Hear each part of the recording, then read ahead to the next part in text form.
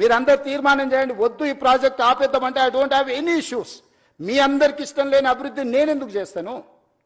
ఈ అభివృద్ధిని చేసి నేనేం నాతో పాటు తీసుకెళ్లేది ఉందా? లేదే. ఆర్టీజీఎస్ కూడా లేదు పైకి పోయినప్పుడు ట్రాన్స్ఫర్ చేసుకోవడానికి. పోస్ట్ డేటెడ్ చెక్స్ ఇచ్చినా కూడా పైన పోయినాక ఎన్కాష్ చేసుకోవడానికి ఏం లేదు. ఏం చేసినా ఇక్కడనే వదిలేళ్ళాలి, ఏం సంపాదించినా ఇక్కడనే వదిలేళ్ళాలి.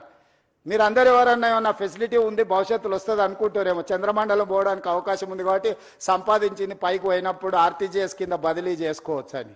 I don't think so. A technology వచ్చినా అది అసాధ్యము. మనం చేసిన మంచి ఇక్కడే ఉంటుంది, మనం చేసిన చెడు ఇక్కడే ఉంటుంది. కాకపోతే మంచికైనా చెడుకైనా నేను మంచికి ప్రతినిధిని కావాలనుకుంటున్నా.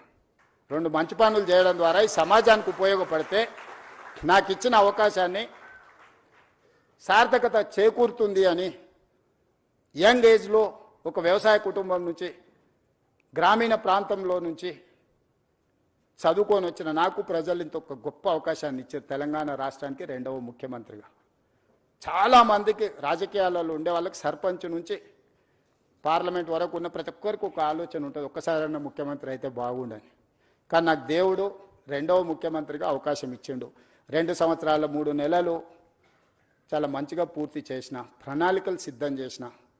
దేవుడు ఇచ్చిన అవకాశాన్ని నేను వృధా చేయదలుచుకోలే. నేను స్ట్రాంగ్ ప్రాక్టీసింగ్ హిందూ. నేను ఫిలాసఫీని నమ్ముతా, కర్మ సిద్ధాంతాన్ని నమ్ముతానే. I respect other religions but I follow my religion. నేను ప్రాక్టీసింగ్ హిందూని.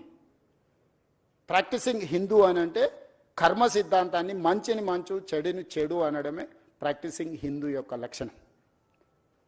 అందుకే ఈరోజు ఈ ప్రాజెక్ట్ ఎవరికి వ్యతిరేకం కాదు. ఈ ప్రాజెక్టు ఎవరి ఆస్తులను గుంజుకోవడానికి కాదు. ఈ ప్రాజెక్ట్ అనేది భవిష్యత్ తరాల కోసం మనందరం కలిసి నిర్మించుకుంటున్న ప్రాజెక్ట్. ఇది నా ఒక్కడి వల్ల కాదు.